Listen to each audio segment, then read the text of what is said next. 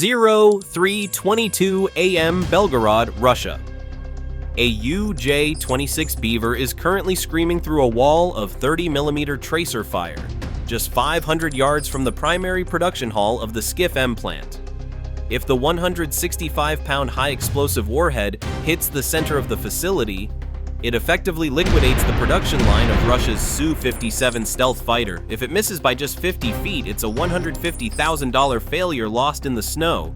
Time remaining, 8 seconds. This heart-stopping moment actually began 22 minutes ago, just across the border in the Kharkiv region. While Washington demands an immediate ceasefire, Russia has spent the last 24 hours launching over 450 drones and 70 missiles into the Ukrainian interior in the middle of a brutal -4°F winter. Kyiv is freezing, but in the sub-zero darkness, Ukraine is preparing a surgical knockout blow. This is the UJ-26 Beaver, a domestically produced long-range strike UAV with a 620-mile reach. Weighing significantly more than a standard hobby drone and costing roughly $150,000, it carries enough explosive power to turn a hardened factory into a kiln. Its target is the Skif-M plant, the critical processing brain that manufactures the high-precision CNC tooling required for the Su-57, Su-35, and Su-34. Russia believes Belgorod is a sanctuary because of its proximity to the border, assuming any threat would be spotted miles away. They are wrong. Ukraine has turned that closeness into a lethal advantage, skimming a 165-pound messenger just 82 feet above the Seversky Donets River. If you were the Russian commander, would you prioritize protecting the $50 million jets on the runway or the $150 million tooling facility that builds them? The math of the smash is already in motion. Moscow believes their aerospace future is secure behind a wall of missiles. Ukraine is about to show them that $900,000 in drones can make the Su-57 extinct. 3:05 a.m. The night sky over the border erupts as 20 Decoy drones, cheap, plastic-framed units equipped with specialized radar reflectors, climb to an altitude of 13,000 feet. These are digital bait, programmed to intentionally spoof their transponders to mimic the electronic signature of a massive high-value strike package. On the Russian 91N6E Big Bird radar screens 100 miles away, the display suddenly floods with dozens of hostile contacts. The Russian radar operators, gripped by the sudden intensity of the signal, scream into their headsets. Massive swarm attack! 20-plus contacts entering the engagement envelope. Inside the Russian Air Defense Command, the commander initiates a full defensive response. The Krasuka-4 electronic warfare system is pushed to its maximum power, flooding the 13,000-foot flight corridor with broadband noise to disrupt the drone's command links. Simultaneously, Pantsir S1 and Tor M2 batteries begin a frantic intercept. In just 45 seconds, 12 of the decoys are shredded by a flurry of 57 E6 missiles. Their burning composite remains falling through the -4°F air like lethal magnesium rain. To the Russian batteries, the mission looks like a total intercept.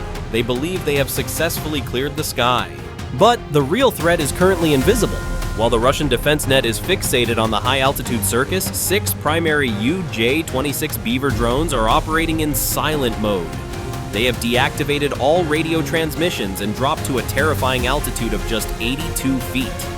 By skimming the frozen surface of the Seversky Donets River and utilizing the jagged hills of the Belgorod region as physical shields, they are staying completely beneath the radar horizon of the S-400 system. The flight time to the target is a mere 25 minutes, but for the Ukrainian operator in the Kharkiv bunker, every second is a struggle for control. Despite the sub-zero chill, he is drenched in sweat, his eyes fixed on the inertial navigation telemetry. He knows that as they get closer, the Russian jamming will intensify, and the drone's onboard inertial sensors will have to fight to maintain an accurate lock without GPS. The stealth phase has successfully bypassed the outer layers of the Moscow shield, but the UJ-26 Beaver is now entering the densest part of the Russian inner defensive ring. 3:15 a.m. The silence of the Russian manufacturing sector is shattered as the 92N6E gravestone radar finally isolates the ghost contacts from the chaotic reflections of the Seversky Donets River. The Russian operator's heart skips a beat as he realizes the massive high-altitude swarm was a distraction.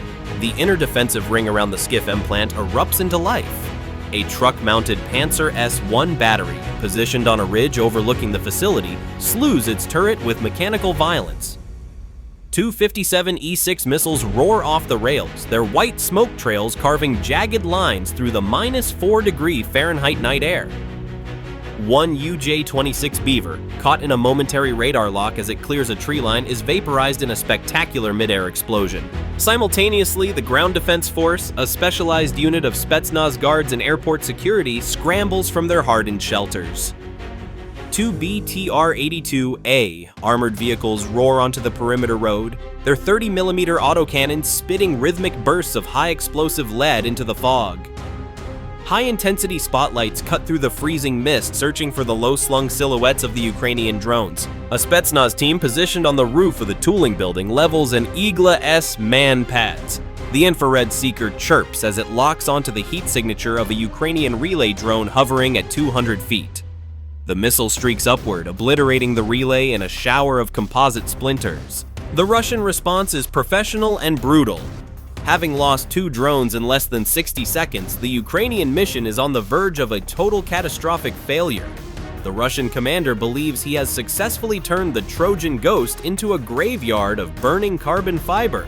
But as his troops celebrate their second kill, they are about to learn that in the world of zero-lag asymmetric warfare, the real threat is the one you can't jam. The gauntlet has been thrown, and the extinction event is entering its final unjammable phase. 3:18 a.m. The remaining Ukrainian drones aren't drifting off course, they are maneuvering with surgical precision. The secret to this success lies in the UJ-26 Beaver's Trojan Ghost hybrid architecture. While traditional drones rely on radio frequencies that the Russian EW net can easily jam, Ukraine has implemented an unjammable ace. 2 specialized relay drones are unspooling miles of ultra-thin fiber-optic cable, a literal hardline connection between the operator's joystick in Kharkiv and the drone's flight computer. In the world of asymmetric warfare, this is the ultimate unfair advantage. It is like trying to win a high-speed shootout in a video game while your screen is lagging at a 500 millisecond ping, while your opponent has a direct zero-lag fiber-optic connection to the server. Physics does not negotiate. You cannot jam a beam of light traveling through a glass thread. By flying at a mere 82 feet, the UJ-26 Beaver also exploits the fundamental geometry of the Earth's curvature. At this altitude, the drones are hidden behind the radar horizon. The massive S-400 and Pantsir S-1 batteries, despite their multi-billion-dollar price tags, cannot see through the solid earth or the jagged hills surrounding Belgorod. They only detect the threat when it is less than 3 miles away, leaving the defenders with a reaction window of less than 60 seconds. The Beaver's AI-driven terrain-matching navigation, supported by the zero-lag fiber-optic link, allows it to weave through the industrial infrastructure like a professional racer. While the Russian Gravestone radar is designed to track 300 targets in the stratosphere, it is effectively blinded by the ground clutter of the very factory it is supposed to protect. The Moscow Shield was built for a different century. In this one, the $150,000 Ghost with a zero-lag tether is the apex predator. The math of the strike is reaching its terminal phase, and the Russian ping is about to hit infinity. 3:19 a.m. The electronic landscape over the industrial zone reaches a state of total saturation. The Russian Krasuka 4 electronic warfare system surges to its peak output, flooding the area with enough electromagnetic noise to disrupt the internal circuits of a standard drone. On the operator's screen in Kharkiv, the primary UJ-26 Beaver's navigation telemetry begins to fracture. The inertial lock, already struggling without GPS, drops to 30% accuracy. The high-definition camera feed jitters violently, nearly blinded by the digital static. But the Ukrainian team initiates their terminal ace. As the Russian jamming peaks, the UJ-26 Beaver's onboard computer switches to full autonomous AI vision mode. This isn't just a simple autopilot. The system utilizes a pre-loaded, high-resolution 3D map of the Skif-M facility. By comparing the real-time thermal landscape to its stored data, the drone's AI takes total control of the flight surfaces, ignoring the jammed radio and GPS signals. Simultaneously, the Russian defense net adapts with lethal aggression. A Spetsnaz team on the perimeter fires a salvo of Igla-S MANPADS. One missile streaks into the cold night, its seeker head locking onto the fiber-optic relay drone. The relay evaporates in a brilliant explosion, severing the physical hardline to the operator. Seconds later, a Pantsir S1's 30mm autocannon catches the 4th UJ-26 Beaver in a stream of lead, turning it into a trail of black smoke that momentarily obscures the facility's searchlights. The mission is down to 3 primary strike drones. Realizing they have less than 30 seconds before the gravestone radar re-establishes a hard lock, the operator executes a final tactical sacrifice. One UJ-26 Beaver, damaged and low on battery, is commanded to dive directly into the Pantsir S1's primary fire control radar dish. The impact is surgical. The drone's 165-pound warhead doesn't just destroy the vehicle, it vaporizes the eyes of the local defense net. For exactly 20 seconds, a blind window opens over the Skif-M plant. In this window of total defensive paralysis, the remaining 3 UJ-26 Beavers drop their altitude to 50 feet and push their throttles to 100%. They are no longer dodging, they are in a terminal sprint toward the high-precision CNC tooling hall. Inside the factory, the alarms are wailing, and the Spetsnaz guards are firing their AK-12s in a blind frenzy. But the 20-second gap has been exploited. The extinction event for the Su-57 has reached its 0 hour. The standing ovation for Russian stealth is about to be silenced by the laws of physics. 0322. The UJ-26 Beaver's high-definition thermal camera zooms in on the Skif-M facility's primary hall. The Russian defenders make one last stand. A Spetsnaz guard on a nearby gantry levels his Igla-S MANPADS and fires. The missile streaks into the night, its heat seeker locking onto the lead UJ-26 Beaver just 300 yards from the building. The interceptor impacts the drone's midsection, creating a brilliant magnesium fireball that momentarily illuminates the entire factory complex. One more drone is down.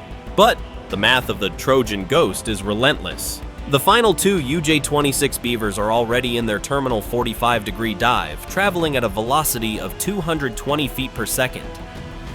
In the Kharkiv bunker, the operator's heart is hammering against his ribs. He ignores the green tracers from AK-12s whizzing past his camera feed and centers the crosshairs on the structural support beams of the tooling hall. The Russian commander in the bunker can only watch as the blind window he tried so hard to close remains wide open for 3 seconds too long. The countdown hits the final digits. 5 seconds. 3, 1. In the Ukrainian bunker, the screen snaps to black, the final silent confirmation that the extinction event has reached its destination. At exactly 3:23 a.m., the UJ-26 Beaver strike force achieves total mission success. The impact is a masterclass in surgical destruction. The 165-pound high-explosive warheads penetrate the lightweight steel roofing of the Skif-M plant before detonating inside the confined space of the production hall. The resulting overpressure wave of 200 pounds per square inch, nearly 14 bars of raw kinetic energy, treats the facility's structural steel like paper. The shockwave doesn't just destroy the building, it targets the physics of high-precision manufacturing. The massive CNC machines, engineered to operate with a staggering tolerance of plus or minus 0.001 inches, are instantly warped, shattered, and rendered into high-tech scrap metal. The destruction is a chain reaction of physical collapse. The primary blast ignites the plant's extensive stores of specialized composite resins and titanium alloys. Because titanium fires burn at temperatures exceeding 3,000 degrees Fahrenheit and cannot be extinguished with water, the facility effectively becomes a self-sustaining kiln. A plume of toxic black smoke rises hundreds of feet into the sub-zero Belgorod sky, marking the spot where Russia's aerospace future just went up in flames. Without this facility, the production of the Su-57 is effectively frozen for the next 18 to 36 months. With only roughly 32 airframes currently in existence, Russia can no longer scale up its 5th-generation fleet or even perform major structural repairs. The Su-57 has just become a museum piece, an extinct species of the Russian hangar. If you were the Russian commander, would you pull more Pantsir systems from the front to protect your remaining factories, or would you admit that the Beaver has already won the game? Let us know in the comments below. Hit that like button and subscribe to stay updated on the next smash.